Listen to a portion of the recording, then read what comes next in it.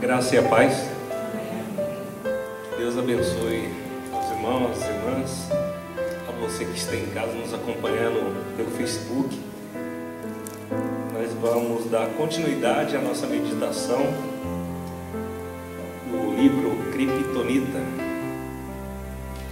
A última vez que estivemos aqui, nós estudamos o capítulo 18, um Jesus falsificado. E hoje nós vamos dar continuidade no capítulo 19, aonde tudo começou, ou aonde tudo começa, né? Mas antes disso, gostaria já de deixar um recado aqui para os irmãos, que após o término aqui da nossa EBD, aqui em cima, 2 salas terão aulas extras lá embaixo. A sala do pastor Everaldo, a sala de batismo, é a sala do irmão Jonas de reintegração, amém? Vamos orar, vamos pedir a direção de Deus, assentado mesmo como estamos. Senhor Jesus, te pedimos, ó Pai, humildemente que o Senhor agora nos fale, Pai, através da Tua palavra, Pai. Nos oriente, ó Deus, nos admoeste, ó Pai, e nos corrija para a honra e glória do Seu nome, ó Pai. E que esse estudo seja proveitoso, Pai, para a nossa edificação, elevação de nossa alma e glorificação do Seu nome. É esta a nossa oração, em nome de Jesus. Amém.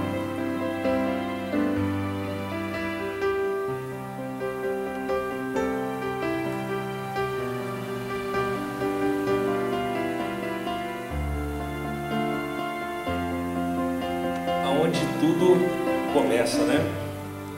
O problema que nós vimos de um Jesus falsificado, que é uma adulteração de Deus, ele tem uma origem, né? Ele tem um porquê. E nós vamos verificar que esse porquê está na base do Evangelho, né? No início, quando uma pessoa ela é evangelizada, o que tem acontecido? Nós temos percebido que nesse século 21 o evangelismo ele tem mudado, né? O foco tem sido desviado e isso tem levado a uma formação, a pessoa que ainda não conhece o evangelho, ela tem recebido de forma errada, incompleta, né? O verdadeiro significado do cristianismo, né? E a sua finalidade. É evidente que quando Moisés desce do monte de Deus, Israel está completamente entregue à idolatria.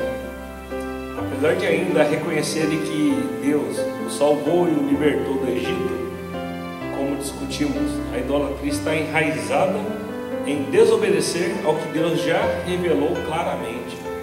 Então naquele episódio lá, né, no capítulo 18, nós vimos que Moisés subiu ao monte e ele se demorou por 40 dias e 40 noites conversando com Deus, recebendo as tábuas dos 10 mandamentos, e o povo já pediu para Arão este que era para estar junto com Moisés no monte, desobedeceu, não sei por qual motivo, e lá eles fundiram um bezerro de ouro, usando brincos e joias, né? E após fundir o bezerro de ouro, eles se voltaram agora a sua adoração para aquele bezerro de ouro, esquecendo a adoração para o próprio Deus de Israel. O próprio Deus que havia acabado de tirar aquele povo do Egito, com feitos maravilhosos, milagres, prodígios, né?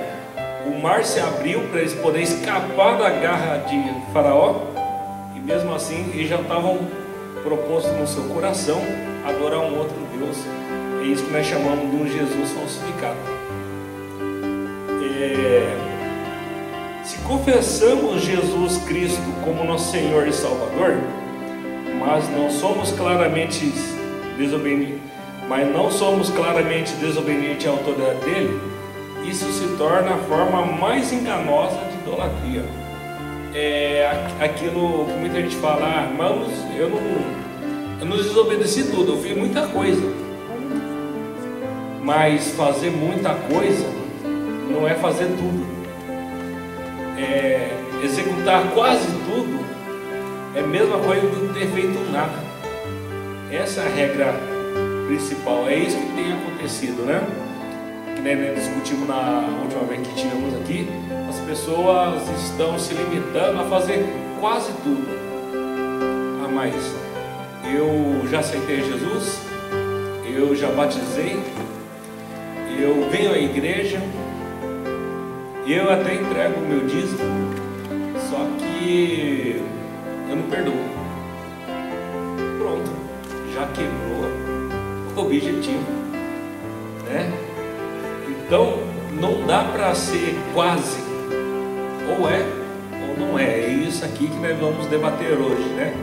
Esse propósito, qual que é a verdadeira significado do cristianismo? Para que ele veio?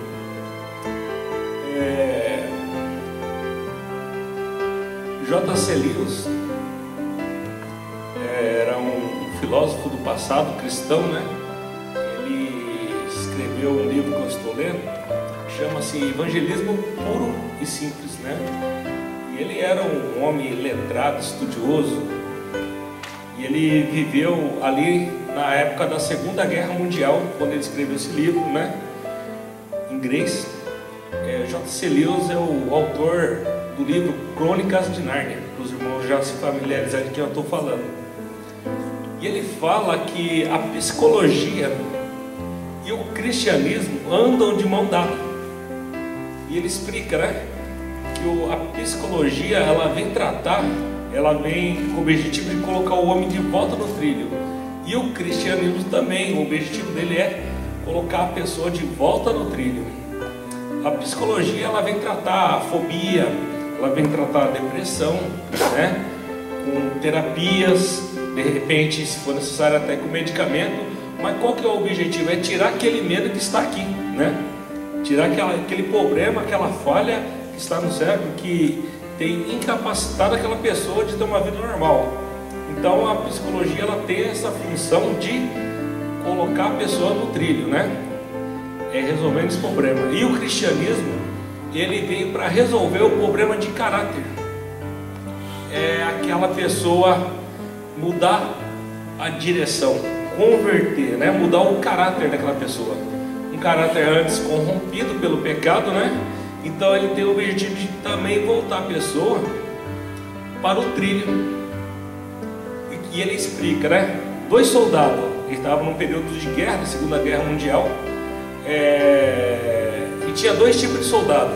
Um com uma fobia enorme de medo de morrer, e o outro soldado tinha um medo de morrer sim, mas é um medo controlado, normal, que qualquer um de nós temos. Por exemplo, nessa pandemia tem muita gente aqui com medo de pegar o vírus, mas um medo controlado. Tem gente que está numa fobia, está travado em casa, está apavorado. E é justamente onde a psicologia trabalha esse medo, né? Essa fobia, né?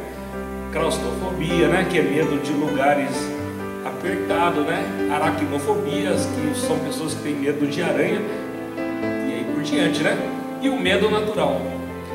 E uma vez esse soldado que tinha um pavor de ir para a guerra, ele congelava. Na hora que dava uma arma na mão desse soldado, ele travava, ele não conseguia reagir nem para se defender. Já o outro não, eu estou com medo, mas eu vou lá. Uma vez que esse soldado era tratado pela psicologia, ele voltava ao medo natural e conseguia andar. Graças a Deus eu estou curado. Só que tinha um problema agora moral, que é o que o cristianismo vem tratar. Agora esses 2 soldados na mesma condição psicológica, porém um está com caráter corrompido, o outro não. O que está com caráter cristão, explica ele. Ele fala, não, eu estou com medo de morrer, mas eu vou para a guerra para defender o meu país e defender o meu parceiro, meu colega. E se Deus quiser, nós vamos lá e vamos batalhar contra o inimigo e vamos voltar. Mas se morrer, iremos morrer para honra e glória de Deus. Iremos lá defender o nosso país, o nosso Deus e o meu companheiro, né? E a minha família. Eu estou indo para uma guerra não só por mim, eu estou indo para uma guerra para que o inimigo não alcance a minha família. E se eu tiver que morrer, eu vou morrer honrado. Já aquele que tinha fobia foi curado da fobia, mas ele ainda está agora com o caráter reformado. O que ele faz? Pô, peraí, um monte de soldado indo lá para morrer. Agora que eu controlo minha ansiedade e meu medo, sabe o que eu vou fazer? Eu vou deixar eles ir na frente, que morra eles, eu não. Vou ficar bem escondido, e na hora que tudo acabar, eu volto ainda e recebo a medalha como herói. Vocês entenderam a perspectiva do cristianismo? E é isso que tem acontecido no século XXI. Muita gente normal tem usado o evangelho, mas só de forma própria, egoísta, né? Só olhando o seu próprio umbigo, né? Que o outro que morra, eu não. Que o outro lá que vá lá evangelizar, eu não. Que o outro vá lá correr risco de pegar o coronavírus, eu não. Vocês estão entendendo? E é justamente isso aqui que esse capítulo 19 vem tratar, né? Ele vem trabalhar. Temos enfatizado, temos programado na igreja moderna, creio que encontramos certas instruções no Novo Testamento que não atraem muitas pessoas, né? Temos enfatizado, por exemplo, amar uns aos outros, curtir a vida, servir uns aos outros, cantar novas músicas de louvores e adoração, ser relevante, executar boa liderança e criar uma comunidade saudável.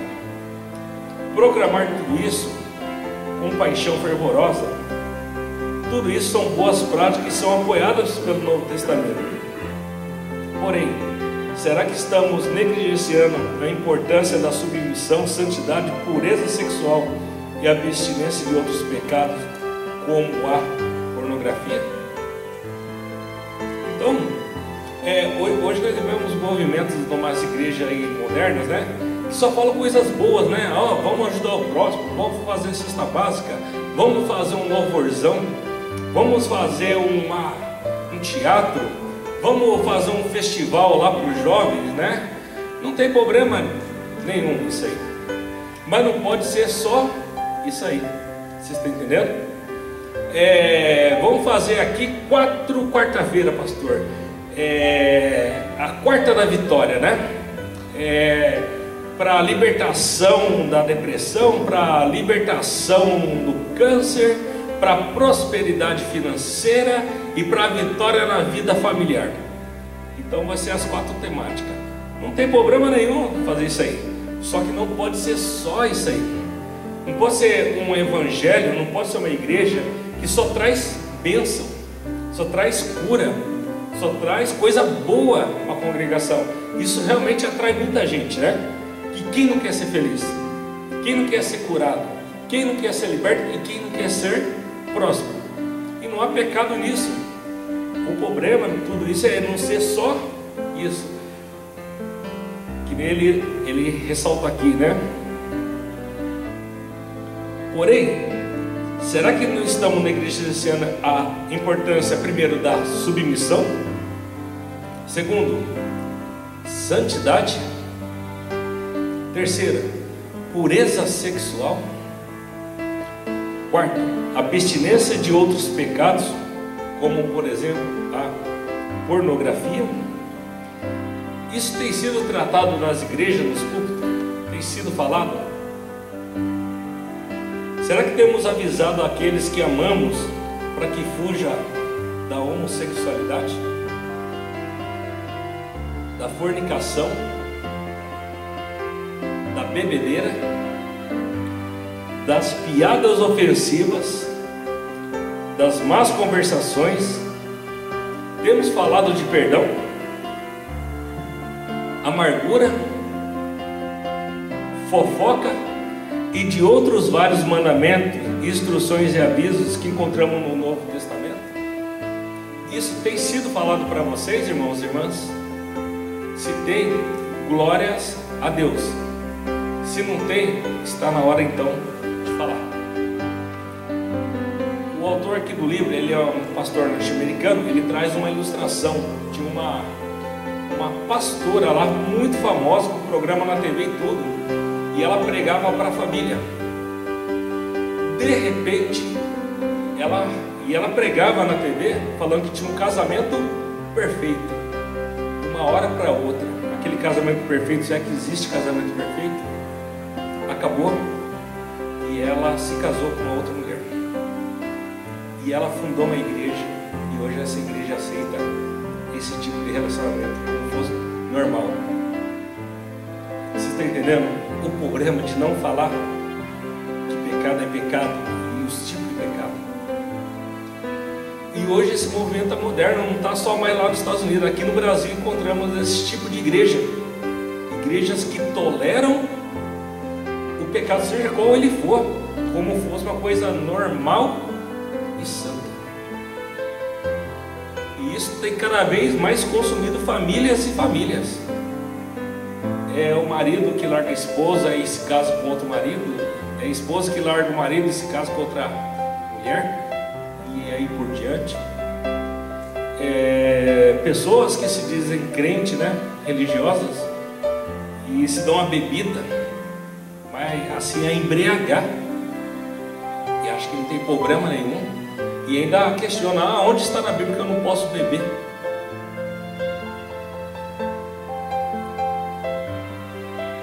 Será que conseguimos focar nos aspectos da palavra de Jesus que não combinam com os padrões estabelecidos e a perversidade da nossa sociedade?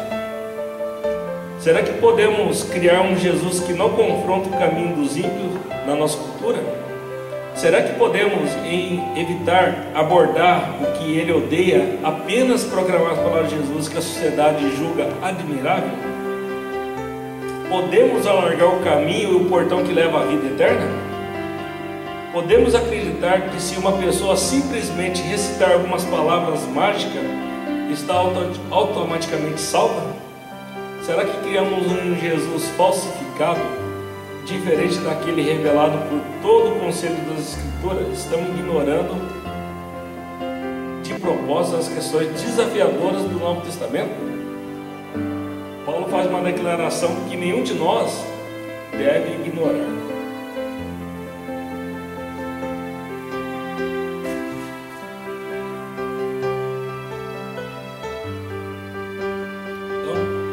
Estamos vendo aí que hoje a gente sai até para evangelizar e muita gente, até os irmãos e irmãs que estão aí, já ouviu isso. Olha, você tem certeza da sua salvação? Não. Se não tem certeza, eu vim aqui te dizer hoje que você pode ter certeza da sua salvação. Que se você aceitar Jesus, você vai para o céu. Está errado isso? Não, e é verdade. Se você ainda não tem Jesus no coração e aceitar Ele hoje, Ele vai colocar o Espírito Santo dentro de você e você vai passar da morte para a vida, mediante o Espírito Santo aceitando Jesus.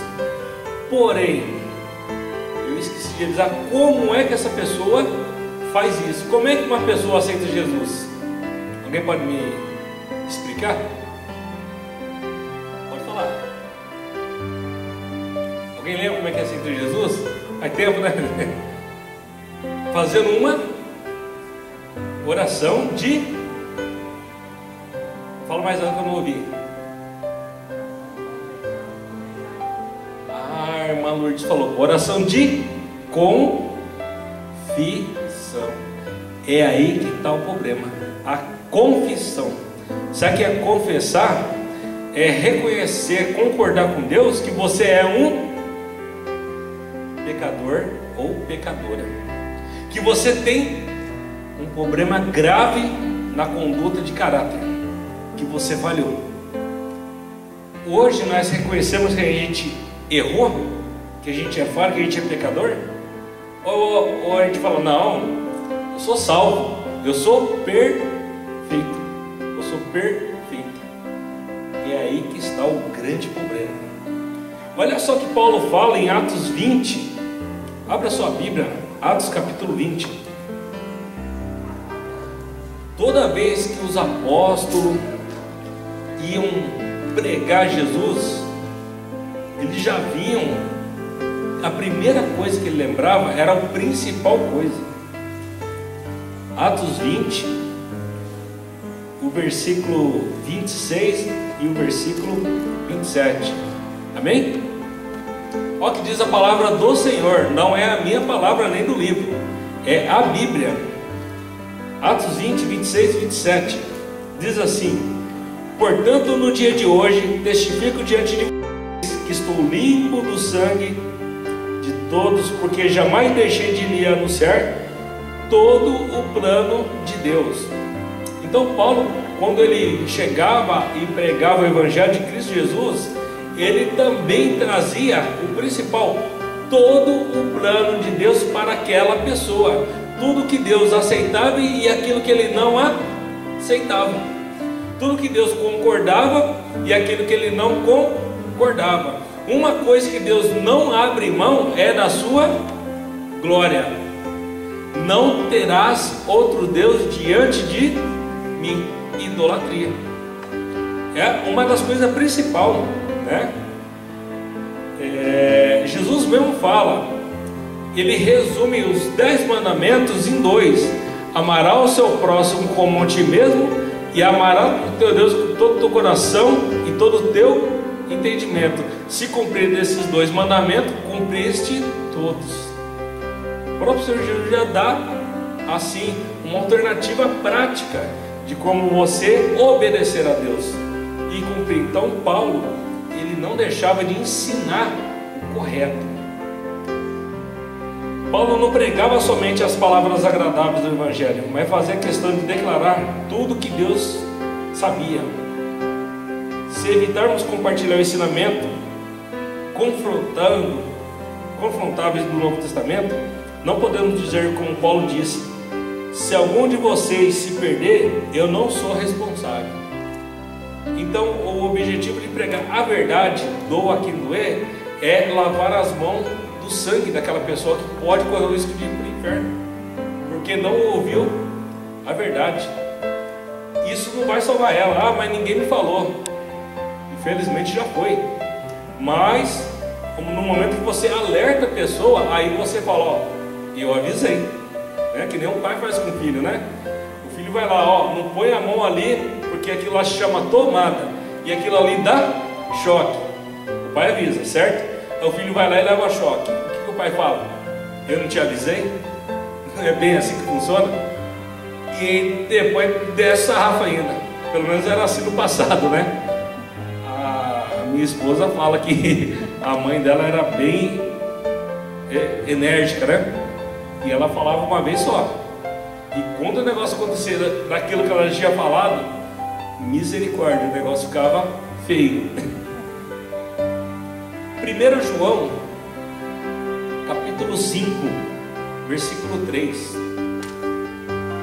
João, capítulo 5, versículo 3. Vamos ver que a palavra de Deus continua a nos informar, né?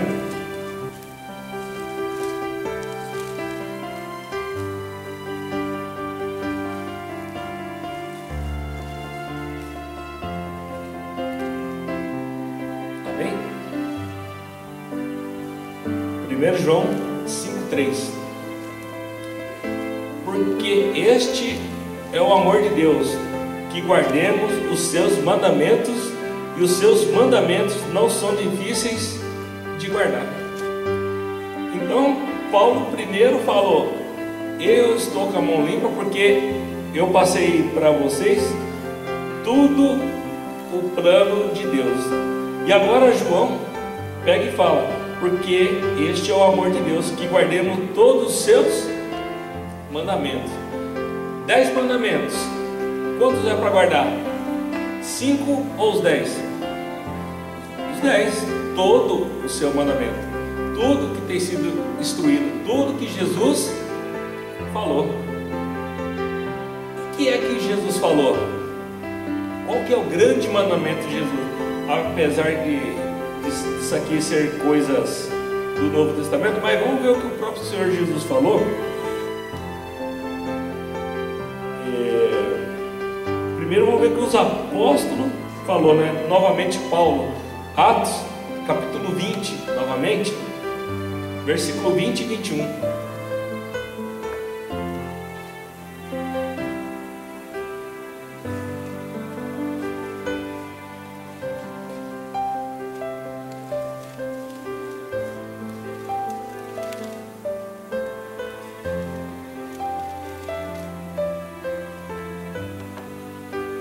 Atos 20, versículo 20, versículo 21, diz assim: vocês sabem que jamais deixei de anunciar o que fosse proveitoso de ensinar isso a vocês publicamente e também de casa em casa, testemunhando tanto a judeus como a gregos o arrependimento para com Deus e a fé em nosso Senhor Jesus Cristo.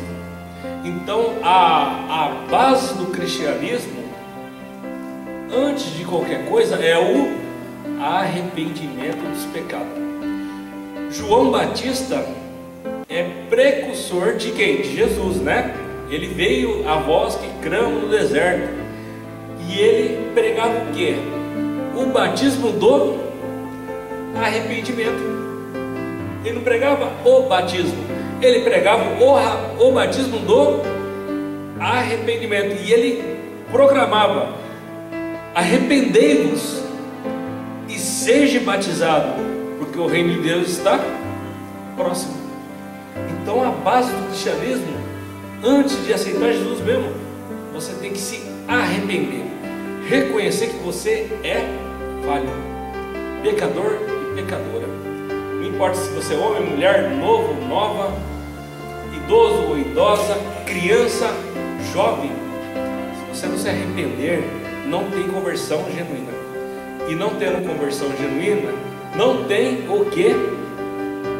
Habitação no seu corpo do Espírito Santo. E não tendo a habitação do Espírito Santo dentro de você, não tem salvação. O Espírito Santo não entra, escute, Jesus não recebe pessoa falsa. Muita gente está tendo um Jesus falsificado no coração. Esse Jesus que habita no coração das pessoas se chama ego. É o próprio ego dela, é o egoísmo dele.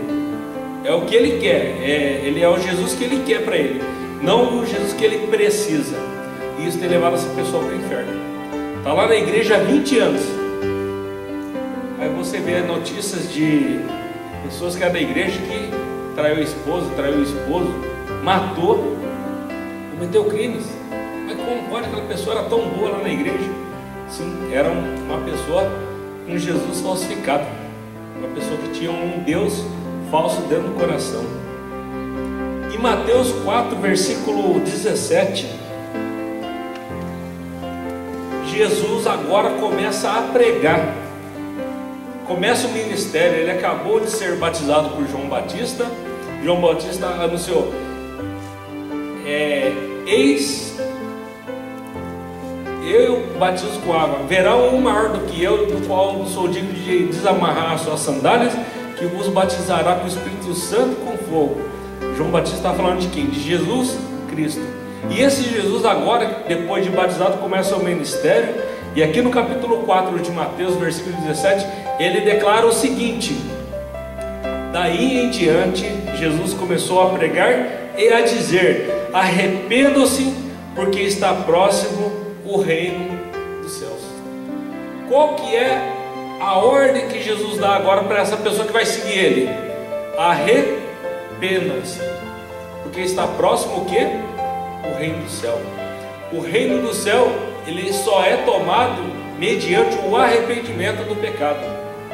A concordância é você reconhecer e chorar: Senhor, tenha misericórdia de mim, porque eu sou pecador. Senhor, tenha misericórdia de mim, porque eu sou falho, eu sou limitado. Aí sim o Evangelho entra de verdade no seu coração. Vocês viram a diferença? Não falou de cura, não falou de prosperidade, não falou de libertação. Isso aí é consequência da salvação. Isso pode vir sim, e vem. Mas primeiro tem que vir o arrependimento, o coração quebrantado, reconhecimento que você e eu somos pecadores. A Bíblia diz: todos os pecados estão da glória de Deus. Aquele que não pecar se faz mentiroso. Aquele que disser que não tem pecado se faz o quê? Mentiroso. Não tem saída, irmãos. É Bíblia pura. Lucas 5:32. Se você não quiser abrir, pode me acompanhar aqui. Lucas 5:32. Já estamos terminando. Olha, aqui a palavra de Deus fala: não vim chamar justo, e sim pecadores ao arrependimento. Isso é o Evangelho. Isso é a palavra de Deus. Jesus não veio só chamar justo, Ele veio sim chamar o quê? Pecadores ao arrependimento. A igreja não chora mais, a igreja não se arrepende mais das coisas que faz. Hoje ninguém mais peca, está tudo certo, é todo mundo santo. A pessoa não consegue pedir perdão, e a pessoa também não consegue perdoar, sendo que isso é a base da salvação. Aquele que não perdoar não será perdoado. E uma pessoa que não perdoa, ela é uma pessoa arrogante, ela se põe no lugar de Deus, ela é egoísta, porque a pessoa que não perdoa, ela acha que ela é Deus e juiz. Eu não perdoo porque a ofensa que aquela pessoa fez contra mim é imperdoável. Ah, é? Pois bem, já pensou se tudo fosse imperdoável? O que seria de nós? Se não fosse o perdão de Cristo, o que seria de nós? Como é que a gente fala que o que uma pessoa faz para nós é imperdoável? Você sim está sendo imperdoável e vai para o inferno, e você não habita o Espírito Santo. Porque se o Espírito Santo, que é Deus, habita em você, você perdoa e pede perdão. Cuidado, se o teu coração não tem espaço para perdão, alguma coisa está errada na sua alma. É impossível um cristão não perdoar. É inconcebível, segundo as Escrituras, perdoar para seres perdoado. Porque se não perdoar, o meu Pai que está no céu também não vos perdoará. Olha só a importância do arrependimento e do perdão na prática. Até o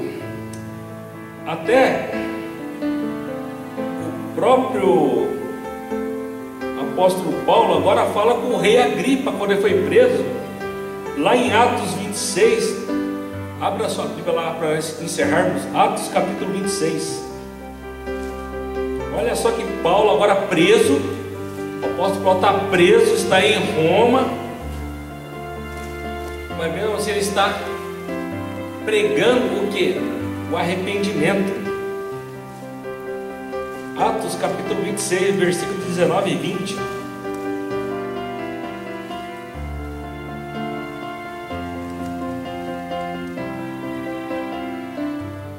Diz assim a palavra do Senhor: o testemunho de Paulo diante dos judeus e do gentil.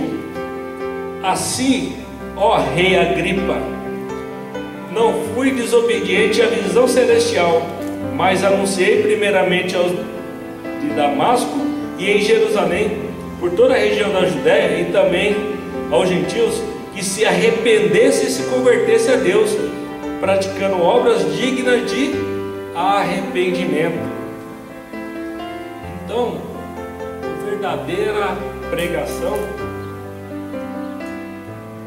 a verdadeira essência do Evangelho é aceitar Jesus através do arrependimento dos pecados, confessando e aceitando a correção do Espírito Santo.